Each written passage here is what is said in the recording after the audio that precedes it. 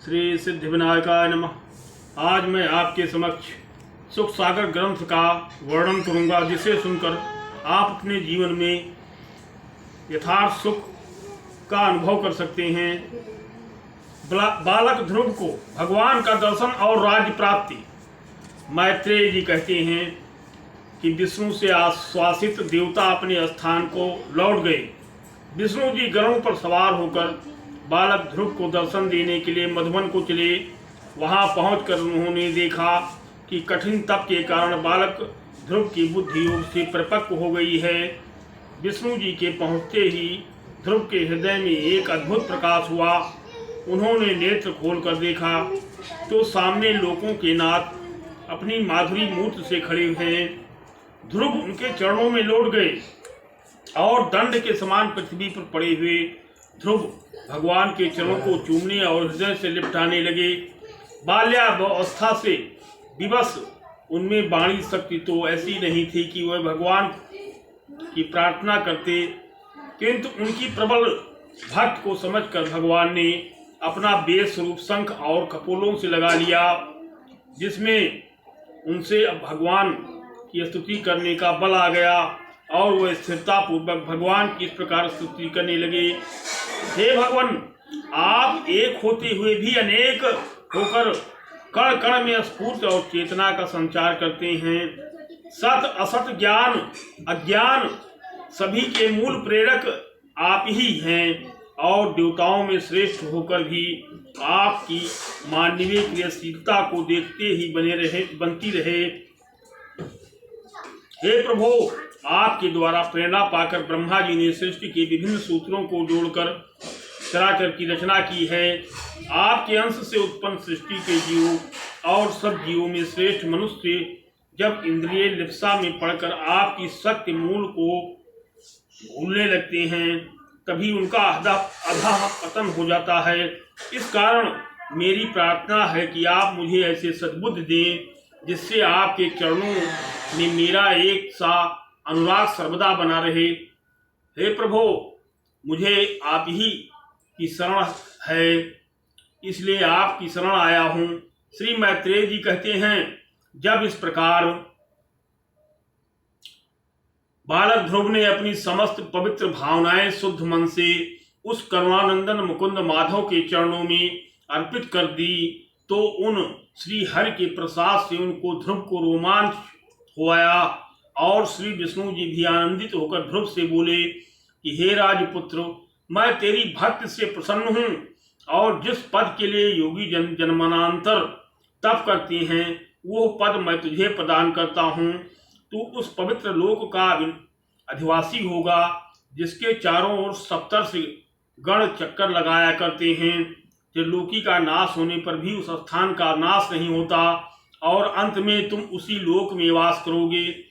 साथ ही अभी जो तुम्हारा पिता राज्य कर रहा है, उसके पश्चात 36,000 वर्ष तक तुम इसी प्रकार इंद्रियजित होकर पृथ्वी की रक्षा करोगे। तुम्हारा भाई उत्तम आखेट में मारा जाएगा और उसके शोक से तुमको कट वचन कहने वाली तुम्हारी माता अपने प्राण विसर्जन करेगी और तुम ही उस राज्य के अधिकारी होगे। फिर तो तुम अनेकों सुख भोगते हुए दक्षिणायुक्त अनेकों यज्ञों से पूजित होकर अंत में मेरा स्मरण करोगे। तब मैं तुम्हें शीघ्र ही सप्तर्षि मंडल के ऊपर प्रतिष्ठित कर दूंगा कि जहां जाकर प्राणी फिर नहीं लौटता। मैत्रेय जी कहते हैं, इस प्रकार बालक ध्रुव को प्रसन्न कर गरुड़ध्वज भगवान उस बाल भक्त को देखते हुए अपने स्थान को चले गए। ध्रुव जी परम प्रसन्नता को प्राप्त होकर अपने नगर को लौट आए। घर आकर उन्हें इस बात की बड़ी चिंता हुई कि मैंने विष्णु जी को पाकर भी मुक्ति क्यों नहीं मांगी।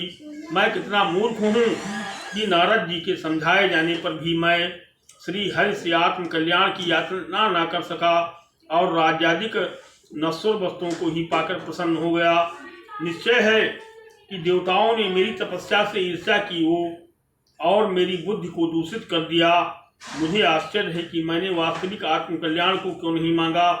सत्य है, दरिद्र मनुष्य चक्रवर्ती सम्राट को भी पाकर भूसा ही मांगता है। मैत्रेय जी कहते हैं, इधर जब ध्रुव जी के इस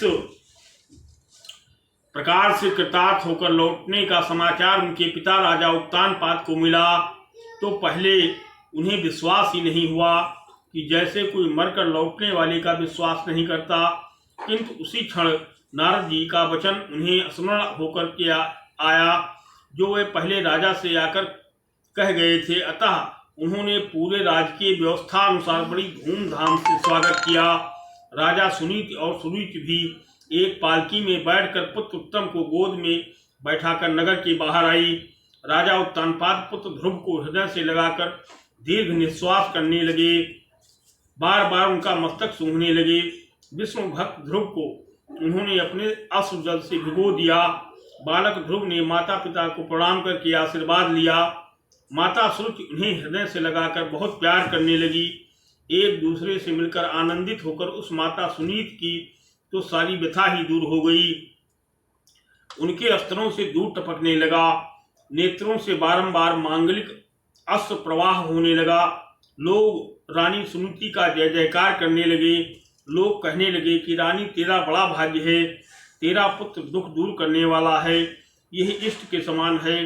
तभी तो ये बहुत दिनों के बाद राजा आज पुनः प्राप्त हुआ है, यह पृथ्वी मंडल की रक्षा करेगा।